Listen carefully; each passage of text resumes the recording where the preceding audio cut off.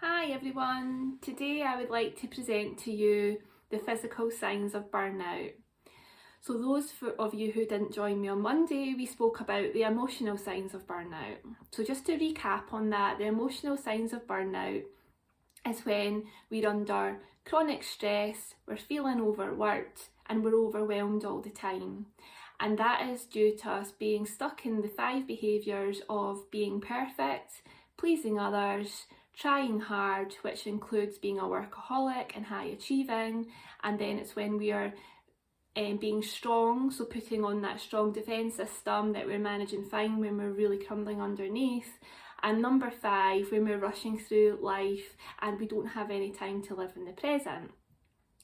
Now, another implication of that as well is we dive into addictions to try and suppress our thoughts and emotions. So I briefly touched on that on Monday as well. That's when we do sometimes binge drink, we maybe take drugs, or we comfort eat as a way to try and suppress and support whatever's causing us distress. Now, most people might relate to this, that they've maybe been in burnout all their life. Now, what happens in burnout is when our sympathetic nervous system is basically triggered all the time, and that is when our brains are flooded with the cortisol hormone. So that's when we are in these driving behaviours and addictions, just as a way of survival really.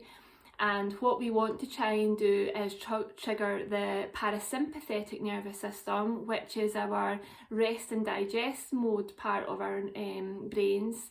And that is just to try and create some more self-care, relaxation, healthy eating, exercise. No one's going to say that we're going to be able to get into the parasympathetic system all the time. I generally want to promote that it's about getting a work-life balance here. So going back to the sympathetic nervous system, when we're in chronic stress all the time, our cortisol levels basically steal our magnesium levels. So that's magnesium is needed for the body to really function properly and get a balance. Without magnesium, we end up with digestive issues.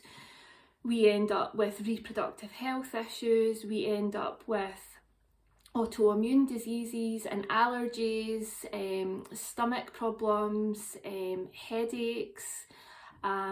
We could be left with chronic inflammation from it as well. So as you can see, these are all quite serious health problems. With being in fight or flight all the time, it's really doing a lot of damage to our minds and our bodies. So the physical symptoms could also include feeling tired and drained all the time. It could be that you have a change in appetite, so it could be that you are both over and under eating because you might be too busy, or you might be so overwhelmed that you're comfort eating.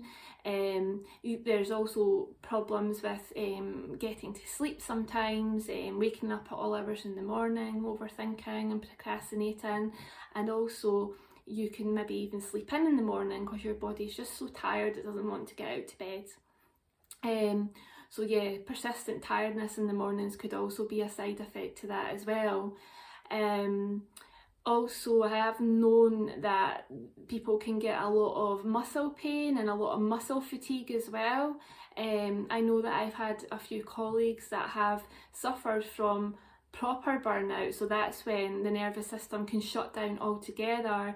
And I know a few people that have been in their beds for long periods of times, and they've missed time with their loved ones, so they've missed time with their partner, they've missed time watching their children grow up. And what we don't want is we don't want it to get as severe as that and to that stage. So what I'm trying to do is basically come on and promote more self-care and relaxation.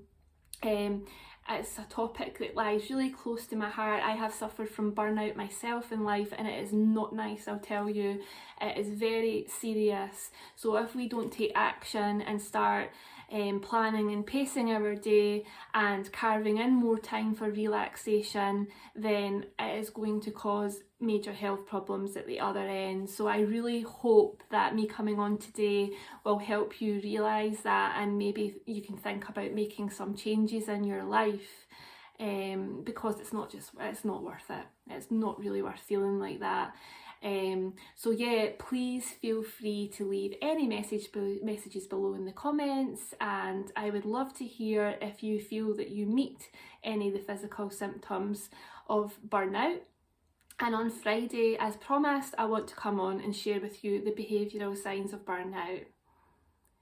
Okay, I'll leave it there. Take care. Bye.